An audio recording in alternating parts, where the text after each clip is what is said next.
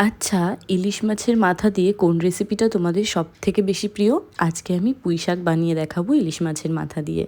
দুটো ইলিশ মাছের মাথা ছিল, সেটাকে নুন হলুদ মাখিয়ে একটু লাল লাল করে ভালো করে ভেজে তুলে রাখবো। ভীষণই সহজভাবে আর খুবই সামান্য কিছু উপকরণ দিয়ে বানাবো, আশা করি তোমাদের ভালো লাগবে। মাছের মাথা ভাজা তেলেই দিয়ে দেবো 5 ফোড়ন, শুকনো লঙ্কা, কাঁচা লঙ্কা আর একটা তেজপাতা দিয়ে প্রথমে আলু, তারপর কুমড়ো দিয়ে খুব ভালো করে ভেজে নেবো। একটু মোটা ধরনের ডাঁটাগুলোকে আমি মাঝখান থেকে ফেলে নিয়েছি। তারপর দেবো ডাঁটা আর সবশেষে বেগুন। যেই সবজিগুলো বেশি শক্ত সেগুলো আগে ব্যবহার করেছি, আর বেগুনের মতন নরম সবজিকে পরে ব্যবহার করেছি।